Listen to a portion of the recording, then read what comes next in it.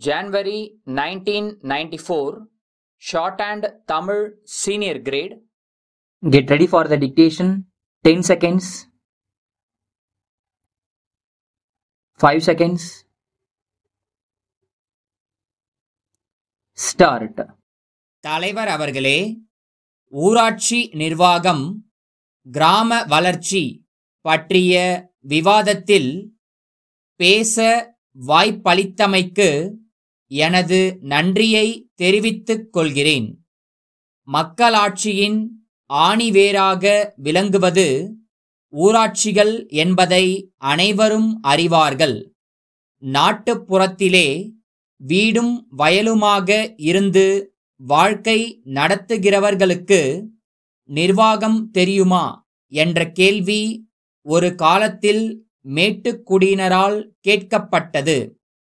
அன்றைக்கு பாரத பிரதமராக இருந்த நேருஜி அவர்கள் நடக்க பழகும்போது குழந்தைகள் தவறி விழுவது இயற்கைதான். அவர்களை தூக்கி நிறுத்தி மறுபடியும் நடக்கவிட்டால்தான் நடைப்பழக்கம் வரும் என்று அழகாக பதில் சொன்னார். தவறு செய்தால்தான் அதை திருத்திக் கொள்ள வாய்ப்பும் அனுபவமும் ஏற்படும் என்ற கருத்திலே அன்றைக்கு சொல்லப்பட்டது. இன்றைய நிலையில் ஊராட்சிகளில் படித்த நிர்வாக திறமை உள்ள இளைஞர்கள் பொறுப்பேற்று நடத்தி வருகிறார்கள் என்பதை தெரிவித்துக் கொள்கிறேன். அரசாங்கம் சமுதாய வளர்ச்சி திட்டங்களை ஊராட்சிகள் மூலமாக செயல்படுத்தி வருகிறது.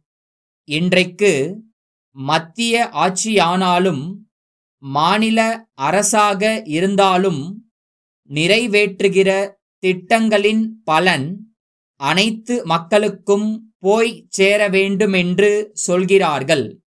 நடைமுறையில் அந்த நிலைமை இருக்கிறதா என்பதை நாம் சிந்திக்க வேண்டுமென்று கேட்டுக்கொள்கிறேன். விவசாயிகளுக்கு இலவசமாக மின்சாரம் வழங்கப்படுகிறது. அதே நேரம் உரம், பூச்சி மருந்துகளின் விலை ஏறிவிடுகிறது.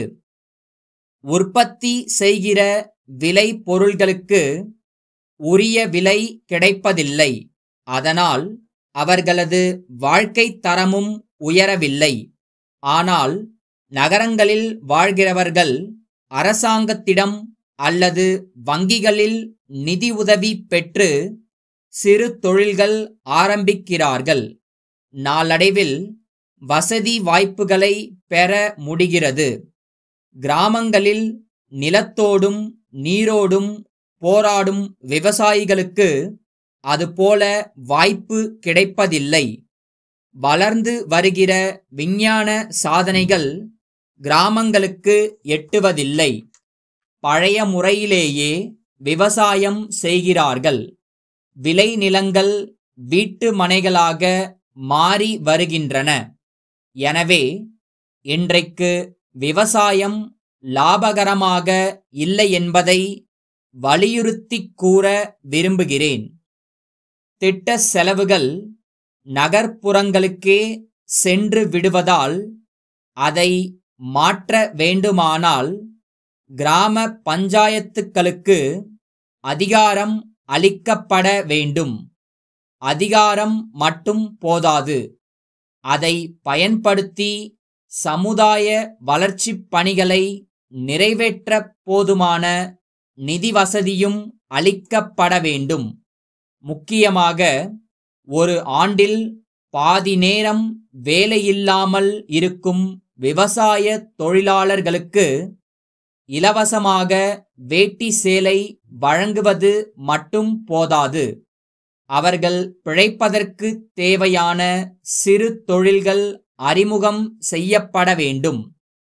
குடும்ப நலம், சிறு சேமிப்பு போன்ற திட்டங்களுக்கு பிரச்சாரம் செய்வது போல சிறு தொழில்களை பற்றிய விவரங்கள் கிராம மக்களுக்கு தெரியும் வகையில் ஒவ்வொரு ஊரிலும் விளம்பரப்படுத்த வேண்டும்.